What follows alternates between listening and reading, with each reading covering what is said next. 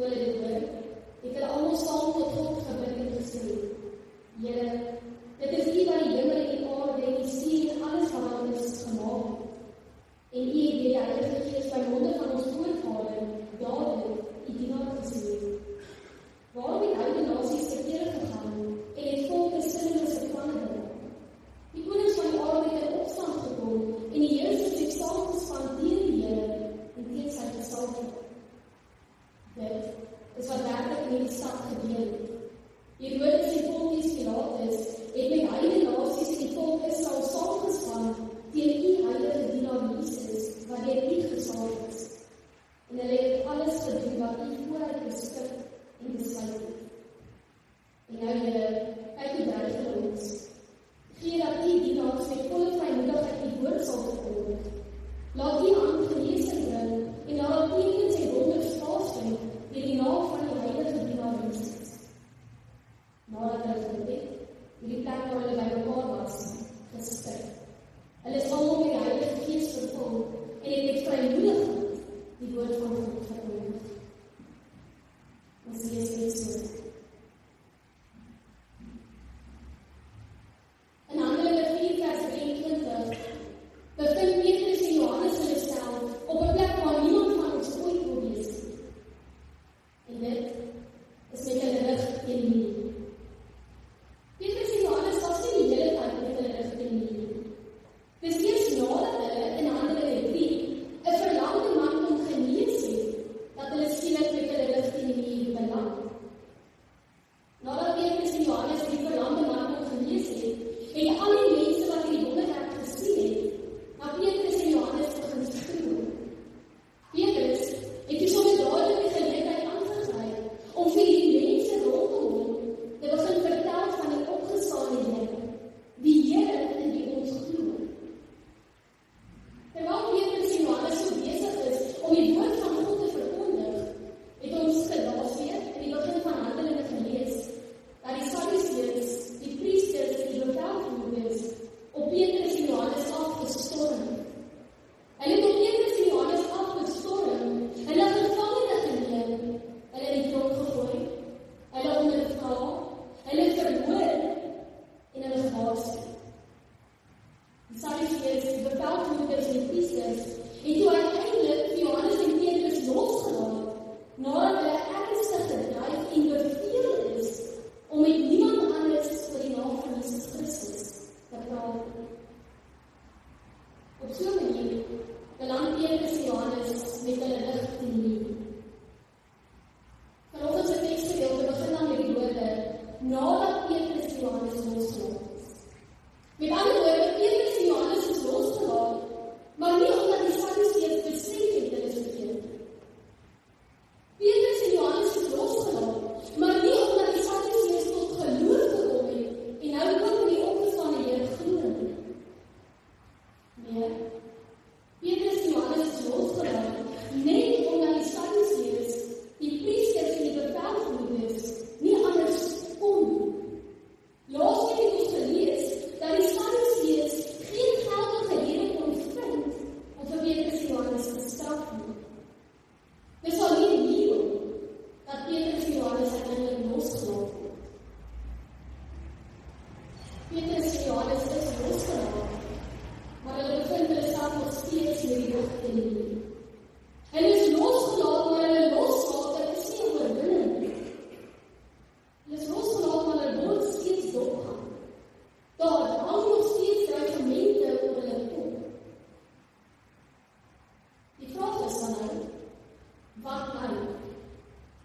Wat doen jy as jy met jou rug teen die muur staan? Wat doen jy as jy nie kan beplan nie? Wat doen jy as jou planne nie wil uitwerk? As jou verduidelings niks help nie? Wat doen jy as jy nie in die Here is? As jy rug teen die muur is? Ons lees in Handelinge 4 vers 24, toe hulle dit hoor. Toe die medegelowiges hoor dat Petrus en Johannes gedreig is, toe hulle hoor dat Petrus en Johannes se rug teen die muur is, het hulle almal saam tot God gebid en gesê, Here, dit is U wat die hemel en die aarde en die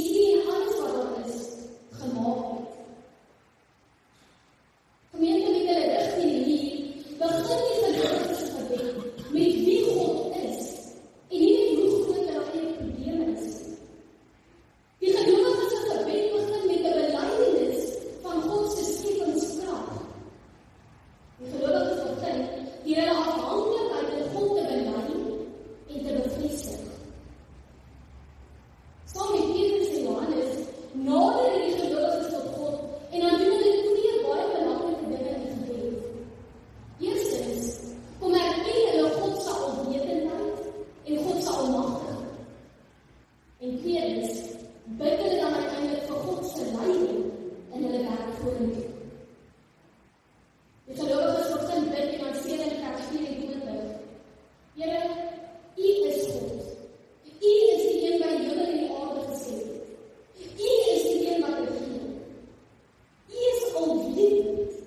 Want U het reeds lank tevore te Dawid gesê dat aardse konings in opstand gaan kom en dat Here se steen gaan staan. En Here, dit is wat gebeur het. Dit het gebeur soos wat U reeds te Dawid gesê het. Want die broeders, Pontius Pilatus, en saam met die heilige nasies en die volk Israel opgestaan en saamgespan teen U dienaar, Jesus Christus. Gelowiges in Handelinge 4 se gebed eindig egter nie net hier nie. Want hulle gaan dan verder op vers 27 te bid. Herodes, Pontius Pilatus, die heilige nasies en die volk Israel het alles gedoen wat U vooruit beskik en besluit het. Met hierdie woorde onderlei die gelowiges iets besonders in Handelinge 4. Hulle kom bely dat selfs die Herodes, selfs Pontius Pilatus, selfs aardse konings kan net doen wat God voorheen beskik en besluit het. Selfs aardse konings kan nie buite God se beheer of ooit buite sy wil optree nie. Want ook hulle is magteloos voor God se almagtigheid. Gemeente, hoe sou weer lees ons sê in die Bybel die volgende woorde? Baie keer staan daar, dit het so gebeur, sodat die skrif vervul kon word. Of ons lees, dit het so gebeur, soos wat die profete reeds tevore vir ons verkondig het. Met ander woorde, dit het so gebeur, omdat God voorheen besluit het, dat het so moet gebeur. Die Sadduseërs, bevelvoerders en priesters kom dreig vir Petrus en Johannes, want hulle dink hulle is geweer. Hulle dink hulle kan alles doen soos wat hulle glo. Wat hulle nie besef nie, en wat hulle ook nie weet nie, is dat hulle vir Jesus laat kruisig het, alleen omdat hulle binne God se wil was. Na Jesus se kruisiging lees ons tot in Johannes 19 vers 36. Dit het gebeur, sodat die skrif vervul kon word. Met ander woorde, ook die Sadduseërs, die goddelose, die aardse konings, hulle het nie vryheid gevoel om net te doen wat hulle wil en te maak soos wat hulle goeddink nie. Want ook hulle staan voor God se almag. Ook hulle is beperk, magteloos en uitgelewer aan dit wat God bepaal, aan dit wat God bestem en aan dit wat God besluit. Daarom kon die Sadduseërs maar net vir Petrus en Johannes dreig. Hulle kon niks anders doen nie, want God het bepaal dat hulle net dit mag doen. Petrus, Johannes en die gelowiges wat saam met hulle bid, weet dat die Sadduseërs, die aardse konings en die priesters, uiteindelik magteloos en feilbaar is voor God.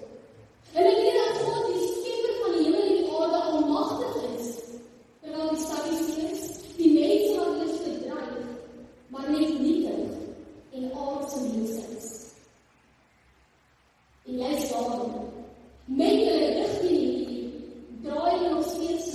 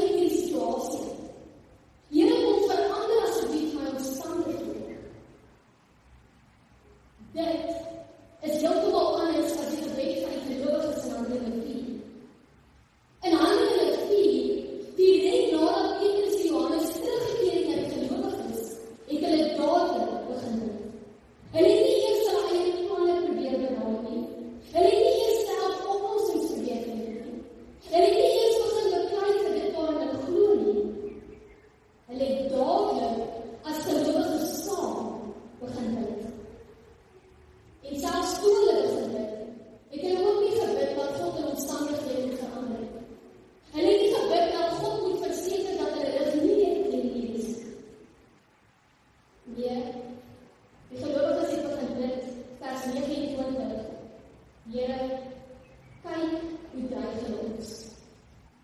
Maar gee dat U dienaar steeds met volle vrymoedigheid die woord sal verkondig. Die gelowiges is met hulle rig teen U, maar nog steeds bid hulle, vers 29. Laat U hand steeds genesing bring, en laat daar steeds wonders en tekens plaasvind deur die naam van U heilige dienaar, Jesus Christus. Kan jy hoor waarvoor die gelowiges bid? Met hulle rig teen die muur, bid hulle nie vir veiligheid nie, maar vir vrymoedigheid. Hulle bid nie vir stilte nie, maar hulle bid dat die woord van God steeds verkondig sal word. Hulle bid nie vir minder teenstand nie, maar hulle bid vir die teenwoordigheid, die krag en die leiding van die Heilige Gees. Geliefdes, die gelowiges bid nie vir veiligheid nie, maar vir vrymoedigheid, want hulle weet dat God teenwoordig is, en hulle weet dat Hy almagtig is, selfs al word hulle nou gebruik. Die gelowiges bid nie vir stilte nie, maar vir die verkondiging van die woord van God, want gehoorsaamheid aan God is tog belangriker as ons eie aardse gemak.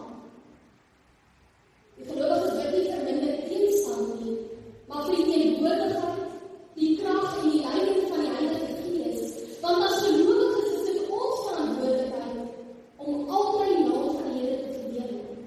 In omstandighede wat binne ons beheer is, maar ook in omstandighede wat buite ons beheer is. Dit is wat die gelowiges bid, en dit is wat hulle van God kom vra. Handelinge 4 vers 33. Nadat hulle gebid het, en die plek waar hulle by mekaar was, geskud. Hulle is almal met die Heilige Gees vervul, en het met vrymoedigheid die woord van God verkondig. Nadat hulle mekaar gebid het die aarde begin skud as 'n bewys dat die Skepper God teenwoordig is, dat Hy die een is wat beheer, dat Hy die een is wat regeer, dat Hy die een is wat sy kinders se gebede hoor, en dat Hy dit ook verhoor, want Hy is die een wat aan ons die Heilige Gees kom stuur. Hy is die een wat aan ons die vrymoedigheid kom stuur, om die woord van God steeds te verkondig. Gemeente, en dit is wat God wil doen. Wat God nie wil doen, is Hy wil verander nie die Sadduseërs. Hy bring hulle nie tot geloof nie. Hy wil verander nie Petrus en Johannes se omstandighede, sodat hulle nie meer met hulle rig teen die Here is nie. Ook kom van God nie die dreigemente weg nie. Maar terwyl hulle rig teen die Here is, terwyl hulle die dreigemente steeds vir hulle koppe hang, is God die een wat hulle kom vertroos, met die sekerheid van sy teenwoordigheid en van sy almagtigheid. Terwyl alles lyk of dit teen Johannes en Petrus is God nog steeds die een wat sy Heilige Gees kom stuur. Hy is die een wat ons gebede kom verhoor, en hy is die een wat die gelowiges in staat stel om nog steeds sy werk te doen waartoe hy hulle geroep het. Dit, gemeente, is wat God vir die vroegste gelowiges gedoen het, maar dit is ook